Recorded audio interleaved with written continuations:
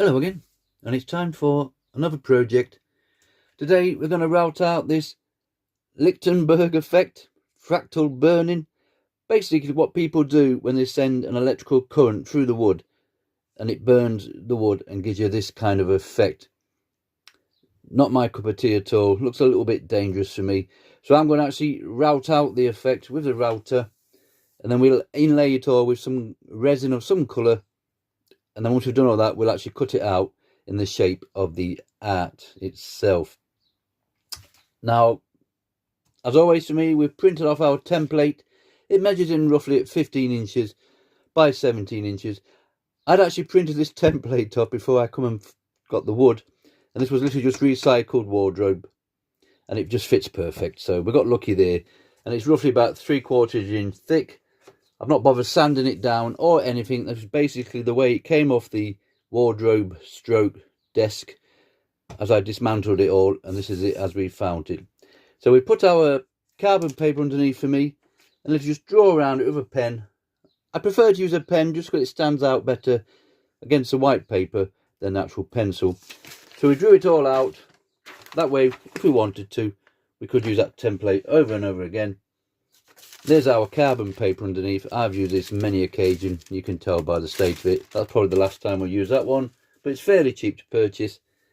And there's our template now, all nicely on that piece of wood. You notice there I've shaded in the areas I want to remove. That's just my way of doing things. You might get a bit engrossed with this and you'll go away, come back, and you might just start routing out the background. Well, we don't want that. We want all that wooden bit staying behind, and all we want to remove is the shaded area. So for the sake of a couple of minutes, shade that in. Also, we had a couple of knots here. I've rotated it around slightly, so we've lost a nice one in there, which remember we're going to cover all that with resin. However, there's a couple of ones up there, but that's not going to affect our image today. So we've got it all nicely transferred on our wood. Now for routing out purposes, I like to use these CNC bits. They come in different degrees, 20s, 30s, they're 15s and 10s, and that's basically just the angle of the cut at the end. I don't know if you can see that really. There's one there. We're going to use a 15 today just to get us going, and the idea with these is we're going to do all the lines inset, so we want to route up to the line on the inside all the way around the old image. Some of these smaller sections will literally just remove with the CNC bit.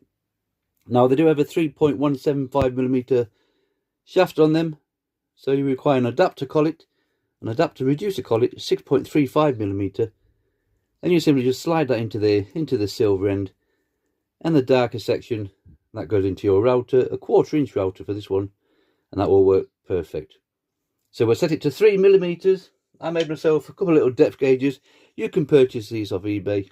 Not these ones, these are made of wood. But I find 3mm, which is literally the same thickness as the bit itself, and that's plenty deep enough for your routing out, plus for inlaying with a resin. Once we've gone all the way around with the CNC bit, just a simpler case of popping in the end milling bits. These are the same size shaft, 3.175mm. We'll get a nice one. Some come without that plastic barrier on. You notice here with that one, just about to see that. But the majority come with these barriers on now. So we just simply push that into the same reducer collet up to that little barrier. We'll set it to the same depth, remember, 3mm as that one. And then we'll just route out all the remaining shaded area. We'll give it a general tidy up with a little Dremel bit with an engraving bit on. We'll fill it first, I think. We'll fill it all with resin, and then we'll cut out, because we'll allow these little branches to overflow slightly. And then give it a nice sanding down. And then we'll flood coat the whole project with clear resin, and hopefully that will bring us a nice shine back. Remember, once you start sanding all this resin down, that's going to go quite dull. So I'm tempted just to put clear resin over the top, just to bring it back to life again. And we'll see how it routes out. We might even burn inside these, which is something I've never done. This is going to be a first for me. I don't even have a proper burner. I'm just going to use a large lighter and see if we can just burn something in there just to darken it down, to make it look more like fractal stroke Lichtenberg burning effect.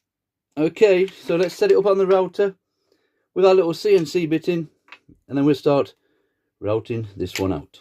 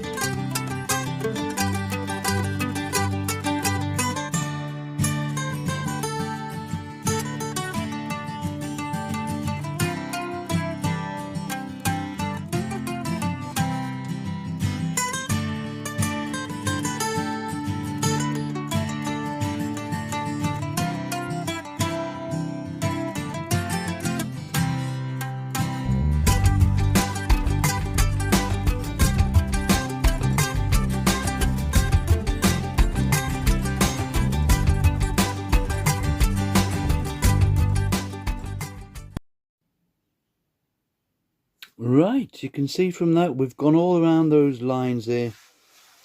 It's a little bit dusty at the moment in time, that's just the nature of the wood. Remember, all free recycled wood, so it's not cost us anything, this, to be honest. But we've just more or less gone around all the lines. Because it's inset, which actually inside the line, if you look really close, you should just about make out the pencil line. But it doesn't matter on stuff like this. It doesn't matter if you go over the line. It doesn't matter if one branch is slightly thicker than another. It's not that kind of project where detail is of that importance. But we've gone all around the lines, like I've just said, made it all nice separation bits. If you were to come in with a bit of a size, let's say something like this one, just about to see that, you might get away with it. But when you've got tight sections, let's say those two little bits here, as you come in with this and up that one, you might just be tempted to break that section out the middle. So it's always best, for me personally, to go around with these CNC bits. There's liner bits, there's profile bits, whatever suits you and your wallet, just to separate those two pieces of wood. So when we come in with the end milling bit, spiral up cut again, another one, whichever you prefer, could we have made that slit down either side, that middle section will pop out without any issue. So it's just a simple case now of removing our CNC bit. We'll get a lot more projects out of that. We're going to pop in one of these nice end milling bits. I do apologise for the lighting in here. I don't know if it's my camera or what it is. But we'll pop that in there and start removing the rest of this shaded area.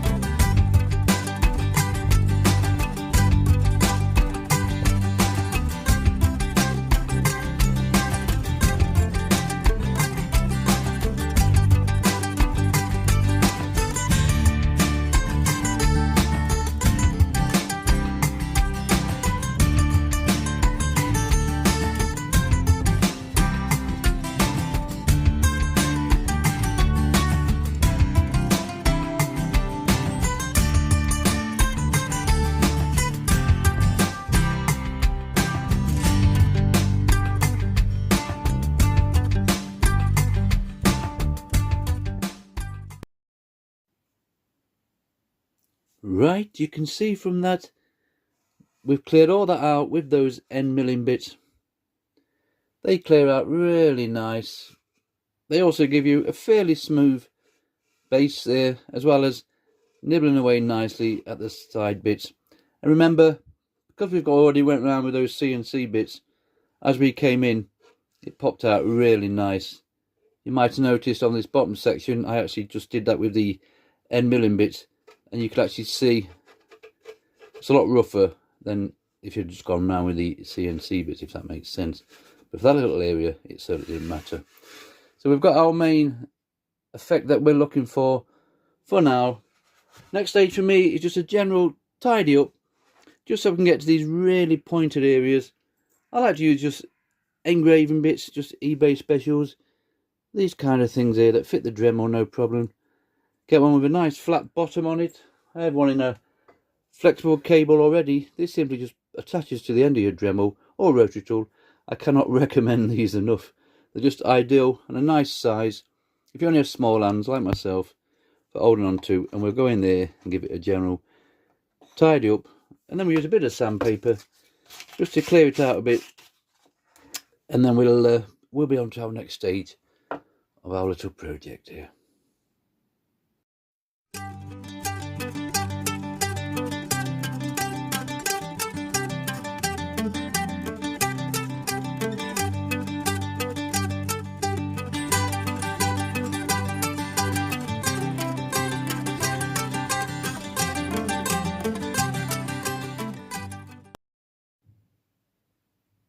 Right, you can see from that we've cleared it all out nicely. No issues with those end milling bits, and the CNC bits, they certainly done their job, no problem whatsoever.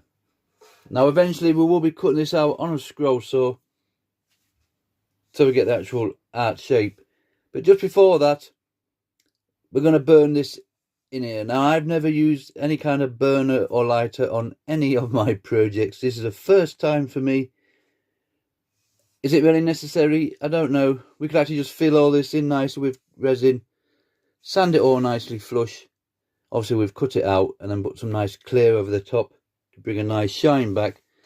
Because we are going for the fractal Lichtenberg effect, which is basically we'll put electrical current from one corner to the other, and as the current burns through, it should give you this effect or similar.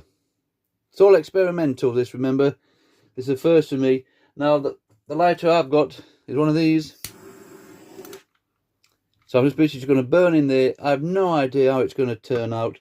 I've had a quick play on a bit of scrap wood, so we know it burns. Now it might make this a total disaster. It might turn out pretty cool, but we don't know. So here we go. So I'm just going to start somewhere and just basically just burn into it. Off we go.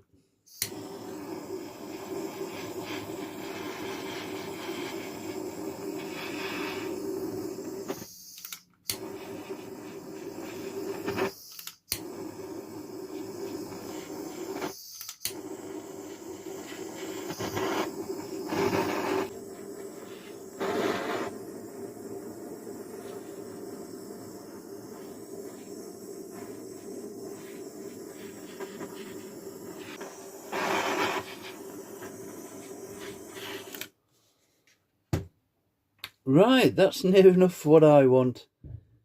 We haven't burnt the shed down, which is a good sign. And that's somewhere near the effect I'm hoping to go for. Obviously, before the resin goes in, we'll give it a little sanding down. And then once the resin's in, we'll see about sanding the complete piece afterwards. But it's near enough what we want on this little project. Like I said previously, I've never used a torch of any description on any of my projects. But that's done the job.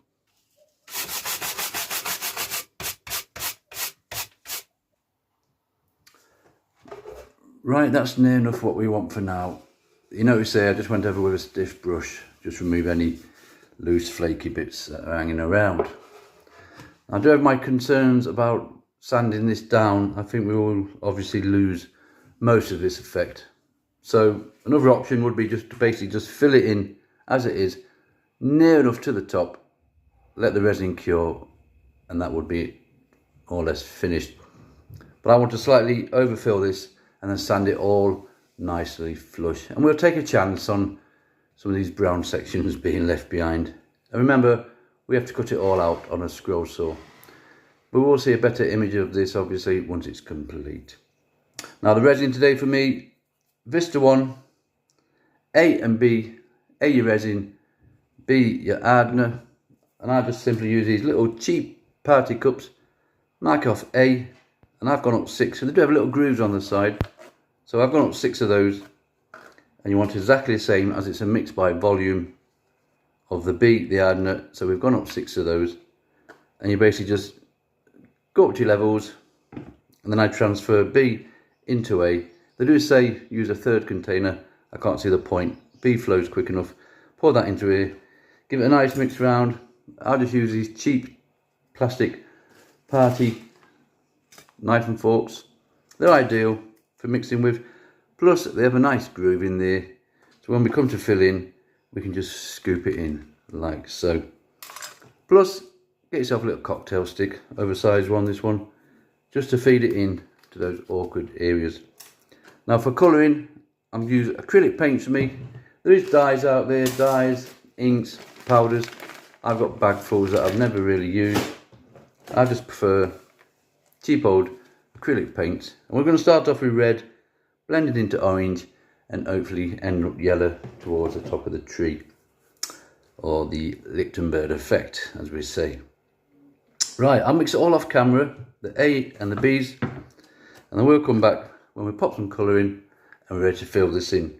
I've not sealed this with anything. Normally I would spray some varnish on just to seal it all, but I'm not too bothered, even if it bleeds into the side. I'm hoping that's going to add to the effect. Right, I'll mix this and then come back when we're ready to start filling this in. Right, we've mixed our first batch of resin up. I have a couple of more on the side waiting. It's going to be a simple case of starting off with a colour. We just do a smaller red to start off with, so we'll come back with this one.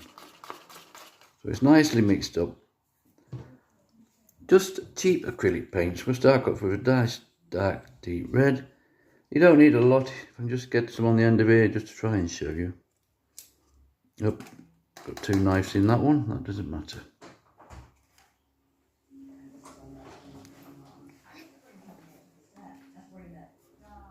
So just a nice little small amount like so.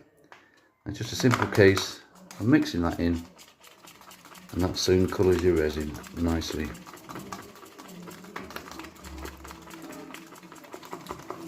Like so.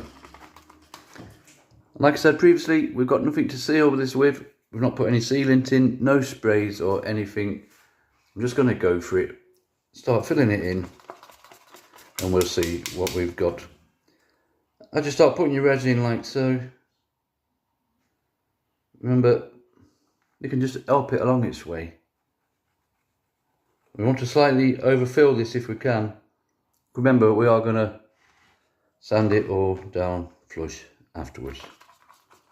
Okay, we get the general idea for that. So it doesn't matter if we lose any or it doesn't quite fit perfect.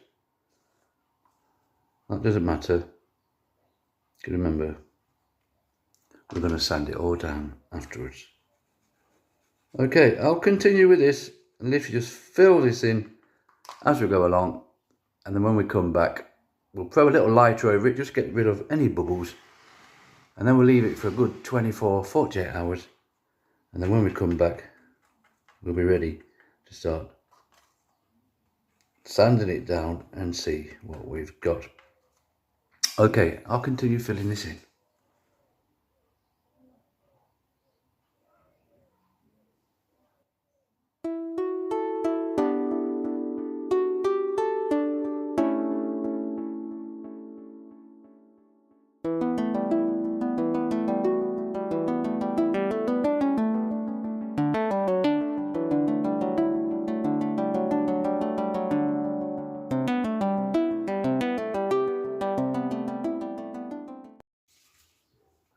Right, that's all nicely filled in now.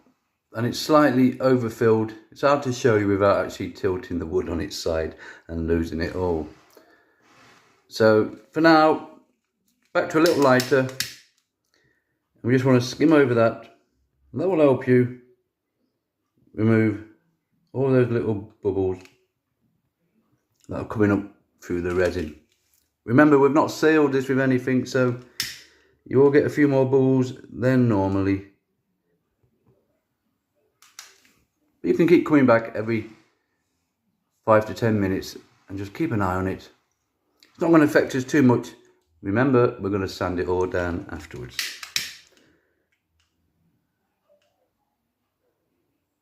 That's all we can do for now then. We'll come back in a good 24 hours to 48 hours and then we'll see what it looks like and think about the sanding down. Right, it's a good 48 hours later. You can see from that everything's nicely solid. We've certainly got no issues there.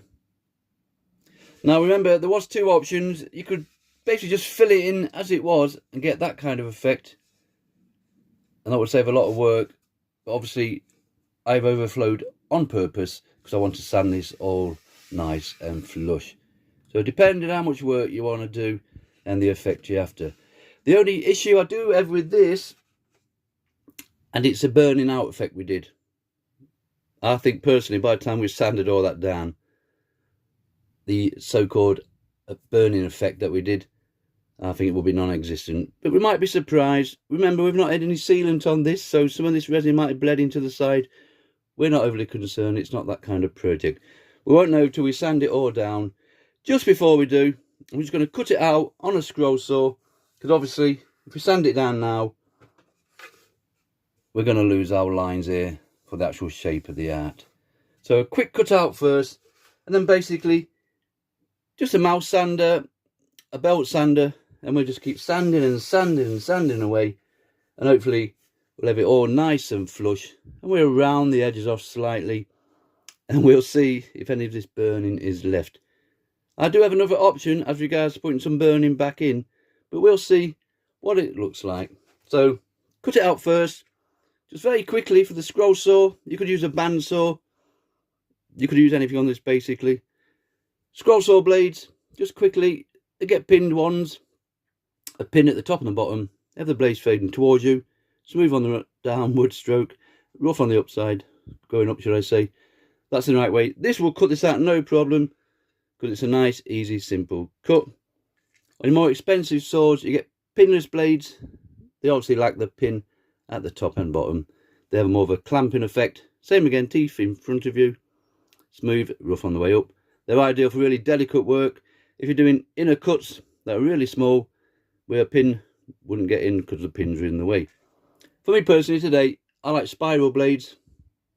Same again with these. Smooth on the way down, rough on the way up. These are pinless unfortunately. So on my little draper saw, I have to use these adapter clamps, top and bottom. And that basically just clips on to the saw itself. The good thing about spiral blades, they cut in any direction. And they're ideal for something this big. Whereas you started with a normal pin blade, let's say you started there at the top. As you're feeding that, just there, as you're feeding that wood in to cut it, you could catch the back piece of the wood on your neck. So you'd have a lot of cutting out to do first. Whereas with a spiral blade, we can just start there and just feed that wood like so. All the way around, nice and easy. So, quick cut out first with a Pegasus number 5 spiral blade, and then we'll be straight on to the sanding down.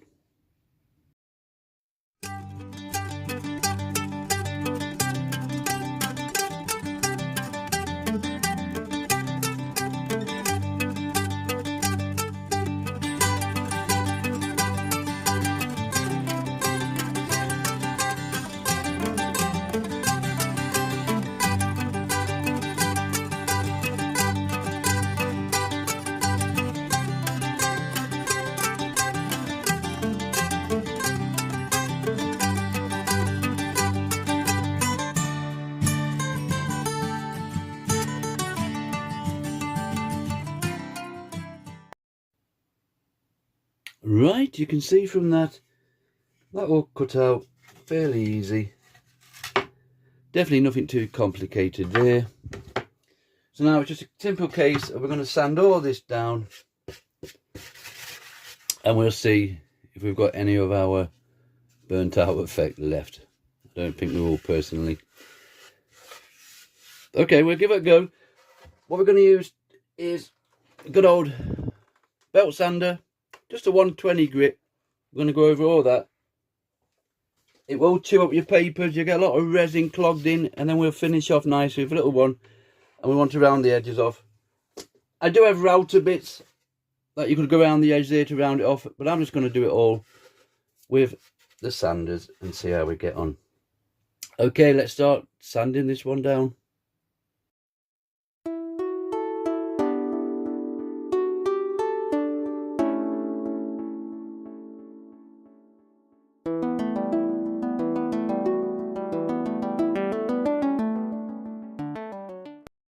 Right, we've sanded all that down. As mentioned previously, it does wear your sandpapers down well, so they get pretty clogged up, so prepared to pop 1 or 2 of those on. But we've managed to get it all come off, nothing's popped out, still in one piece. We use a little mouse sander and we've rounded the edges off. Like I said previously, I do have router bits to do that, but I just didn't put them on, so we've rounded them off gently. Now, as I predicted, we've lost most of our burning out effect. There are certain bits in there, and I certainly think if we went a bit deeper next time, or burnt it a little bit longer, just so we get right into the wood itself on the side bits, then there would be less chance of sanding it down. But it doesn't really matter. Just little play projects these. They're of no importance, remember. We're just trying different things out. Now for me, the next stage is to pop on our boiled linseed oil. Those that watch my previous videos know I like this. It's just going to be a simple case of brushing it on. You'll see the lovely colours come through with that, like so. And we'll see what this dries like, and we can either spray it with some nice clear, or we'll simply pour nice clear resin over the top. We'll also do the sides, remember, get all them sides done like so. We can throw it on. We're even going to throw it on the back of this one, so it doesn't matter. So it's a shame it didn't stay like that, but I do think once it dries, this will dry a little bit duller, so we're not going to get the full effect that we're after. So we'll go to the next stage depending and see how it dries. Right, I'll finish with this and then come back when we're on to the clear spray varnish to finish, or the clear resin to finish.